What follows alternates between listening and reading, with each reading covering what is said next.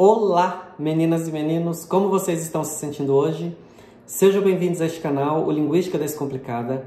Se você gosta de linguística, eu peço que você se inscreva no canal e acione as notificações para ser avisado todas as vezes que um novo vídeo for colocado no ar. Nós já somos mais de 700 inscritos e, como sempre, eu quero agradecer a cada um de vocês que já se inscreveu e pedir a você que ainda não é inscrito para que se inscreva. Quanto mais pessoas tiverem acesso a este conteúdo, mais pessoas poderão ter acesso a esta abordagem sobre a linguística menos descomplicada. Nós estamos falando sobre fonética e nesta nova fase nós já falamos sobre a parte histórica e nesta nova fase estamos falando sobre fonética articulatória.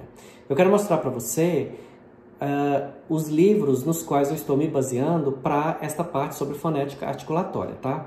São dois livros bem conhecidos de quem é estudante, principalmente quem é estudante de graduação. Com certeza vocês conhecem esses livros porque eles são bem trabalhados na graduação. O primeiro é este, da Kalu e Leite, Iniciação à Fonética e à Fonologia. Ele é da editora Jorge Zahar. Ele é um livro que eu vou utilizar tanto nessa parte de fonética quanto na parte de fonologia. Ele é um livro fininho, é um livro já um pouco antigo, mas extremamente atual e útil para quem quiser estudar fonética e fonologia. O outro, que também é muito conhecido e que é muito bom, é este da Thaís Cristófaro, que é da editora Contexto, e também vai ser muito utilizado. Mais para frente eu vou colocar para você alguns links do site da Thaís que serão muito úteis para você poder acessar e entender um pouco mais a respeito das questões sobre as quais nós falaremos, principalmente da parte de fonética articulatória, especialmente da parte de articulação dos sons, tanto os sons vocálicos quanto os sons consonantais, tá? Então, se você tiver interesse, adquira os livros, eles são relativamente baratos e podem ser muito úteis para você entender um pouco mais a respeito disso, ok? Bom, a partir de hoje nós vamos começar a falar sobre produção dos sons. E essa parte, ela tem muito a ver com a parte fisiológica. Eu não vou ficar mostrando imagens, porque o objetivo do canal é ser quase um podcast. Você pode ficar fazendo uma outra tarefa e ficar apenas ouvindo, sem ter que ficar preso à tela. Então, eu vou ser o mais descritivo possível. Vez ou outra eu vou precisar que você corra aqui até a frente do celular ou do computador, porque eu vou precisar articular algum som e preciso que você olhe como que é a questão do movimento. Mas, na maior parte do tempo, eu vou apenas fazer uma descrição detalhada para que você apenas ouça, tá? Então, de início, eu quero dizer para você que os órgãos vocais humanos são capazes de articular centenas de sons distintos. Agora, a linguística, enquanto ciência, ela se interessa pela linguagem humana e a fonética vai se interessar pelos sons da fala humana. Então, os órgãos vocais são capazes de articular centenas de sons, mas todos esses sons são de interesse da fonética? Não, são de interesse da fonética apenas os sons que dizem respeito à fala. Esses são de interesse e, no caso da fonética articulatória, vai ser de interesse a descrição de como são produzidos os sons vocálicos, os sons consonantais e os glides. E tanto vai ser observada pela fonética articulatória a produção, como também a descrição, como que a gente consegue descrever a questão da articulação desses sons. Então, embora o nosso órgão, os nossos órgãos do nosso aparelho fonador possam produzir diferentes sons, apenas os sons da fala é que são de interesse da fonética, tá? Outra coisa, é fácil transferir nossa maneira de pronunciar, a entonação da nossa língua, a língua por aprender.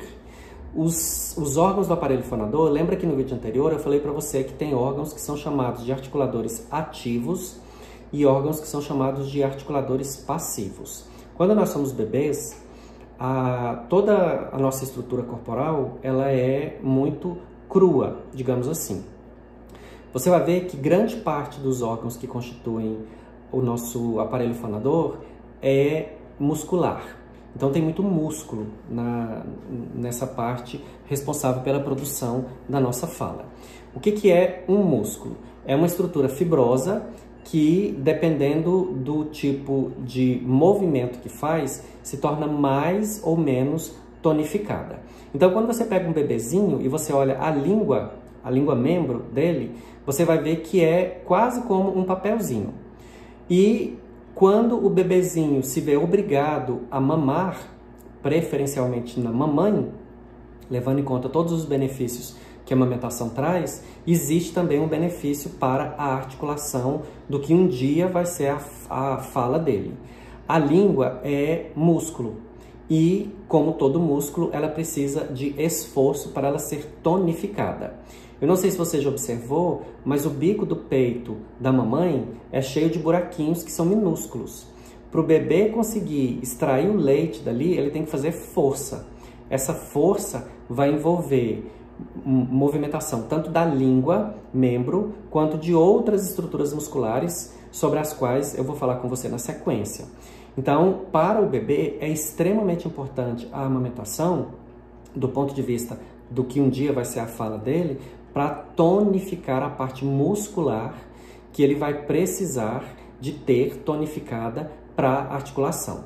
Eu estou dando um exemplo inicial aqui, eu vou falar mais sobre isso lá na frente, mas eu estou dando como exemplo inicial a língua membro para você já ir visualizando aí na sua mente, tá? Então, se o bebezinho não mamar, ele vai ficar com menos tônus muscular na língua membro. Lembra que eu já falei para você que a língua ela é muito necessária para a articulação dos sons consonantais, principalmente, mas também para a articulação dos sons vocálicos. Então, se um bebê não mamar, preferencialmente na mamãe, ele vai ficar com menos tônus muscular. Isso pode causar algum tipo de comprometimento na qualidade dos sons consonantais, mas também dos sons vocálicos, porque ele vai ter uma língua membro com menos tônus.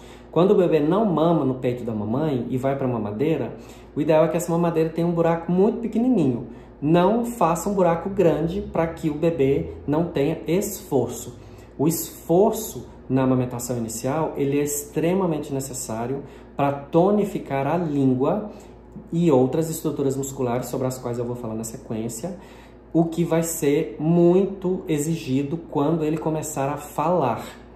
Não sei se você já observou, mas quando os bebês estão próximos de 1 ano, que eles já estão na fase preparatória para começar a falar, naturalmente eles fazem alguns exercícios articulares. Você já percebeu que nessa faixa etária, ali próximo de 1 ano, com 10, 11 meses, eles começam a fazer alguns sons articulatórios, coisa como brrr, alguma coisa assim, e a gente fica ouvindo aquilo e muitas das vezes não entende do que se trata, né? Aqueles sons articulatórios que eles fazem, brrr, por exemplo, são extremamente necessários para ir tonificando. Lembra que a linguinha dele já foi ganhando tônus, então esse bebê já vai estar com mais ou menos 10 meses de idade. Se ele tiver só mamado na mamãe, pensa quanto tônus ele já ganhou na língua dentre os outros grupos musculares de mamar no peito da mamãe, porque os buraquinhos são pequenininhos. Então ele tem que fazer força. Quando o bebê estiver mamando na mamãe, você pode observar que se tiver um dia assim mais quente, com a temperatura mais alta, você vai ver que é natural que às vezes ele até sue. A testinha dele fica suada pelo esforço que ele faz. Isso é muito necessário para tonificar essa linguinha. Então, lá pelos 10 meses, a linguinha dele já vai estar tonificada. Você pode observar que ela já não vai estar tanto com a aparência de um papelzinho, quanto era quando ele nasceu. E agora ele precisa ganhar tônus nos lábios. Então, vem esses exercíciozinhos, essas brincadeirinhas sonoras que eles fazem de brrr.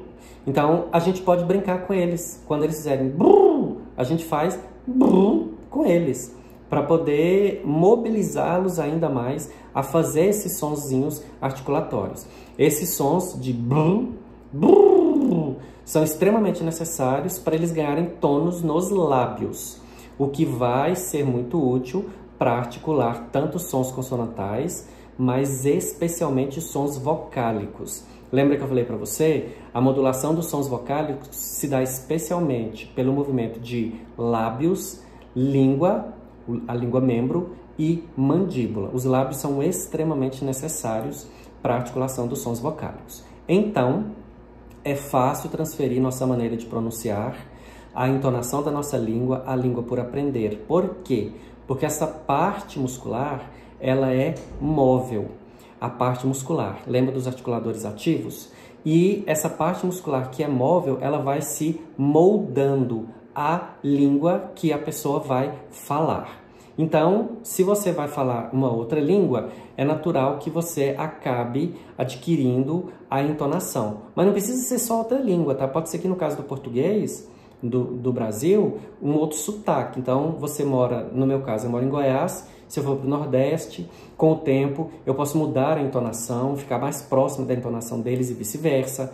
Ou se eu for para a região Sul, eu posso ficar com a entonação mais próxima da entonação deles e vice-versa. Ou se eu for para o Rio de Janeiro, para a capital, eu posso ficar com a entonação mais próxima da entonação deles e vice-versa, porque existe essa possibilidade de adaptação dessa parte móvel dos órgãos constituintes do nosso aparelho fonador à língua que nós estamos falando. Outra coisa, precisamos treinar os órgãos da fala para fazer várias articulações. Lembra que eu falei há pouco do bebezinho que faz brrr?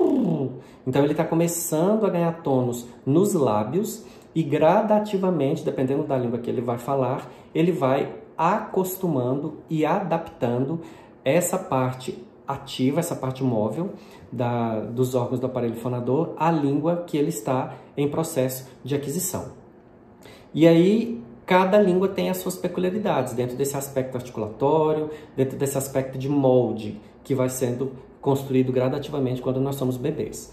Eu vou deixar na descrição um vídeo para você assistir. Eu vou deixar mas quando você chegar lá, você vai ver que tem vários. O título do vídeo é A Simplicidade de Falar Alemão. Talvez você já tenha visto. O vídeo são pessoas que vão pronunciar palavrinhas simples em algumas línguas, de modo que a última delas é o alemão, e o objetivo é fazer com que a gente observe o quanto a articulação dos sons no alemão é muito mais complexa do que em outras línguas. E aí, essas outras línguas que vão ser ditas no vídeo, algumas são línguas românicas, como o italiano, o espanhol, por exemplo. E aí, quando parte das línguas românicas para o alemão, principalmente, você vai ver o quanto a articulação é muito mais complexa. Então, tem um vídeo, mas lá do lado haverá outros que seguem o mesmo padrão. Você pode assistir aos outros para você observar. O que eu quero que você preste atenção? Na questão da diferença articulatória entre línguas e o alemão. Isso também se dá com o russo, com o árabe, com o turco, essas línguas que têm uma organização muito consonantal. A gente vai falar mais sobre isso, tanto aqui na fonética, porque tem a questão articulatória, mas principalmente na fonologia, tá?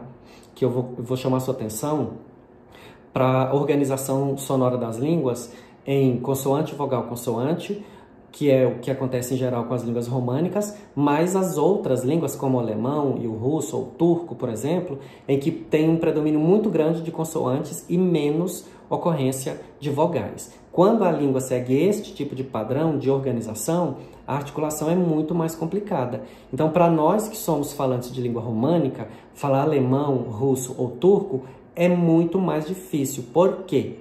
Porque o nosso aparelho fonador já está moldado a uma língua que tem uma organização sonora mais dentro desse padrão, consoante, vogal, consoante. Como lá o predomínio de consoantes é maior do que o predomínio de vogais, do ponto de vista articulatório, isso exige mais do aparelho fonador, e para nós que já estamos moldados com essa organização consoante, vogal, consoante, vai dar mais trabalho, vai exigir mais, tá? A gente está só no início da parte articulatória, tem tanta coisa ainda para falar. Eu espero que você fique aí e acompanhe comigo, porque tem muita coisa ainda para a gente ver, tá? O que você achou desse vídeo inicial sobre a produção dos sons? Se você tiver gostado, eu peço que você curta, comente, faça perguntas. Eu sempre respondo às dúvidas de vocês e a todos os comentários, e compartilhe com seus colegas e convide-os a se inscreverem no canal, ok? Fique bem, se cuide, se ame, seja uma pessoa melhor. Lembre-se de que nada é fixo ou permanente. Saúde e paz para você e até o próximo vídeo.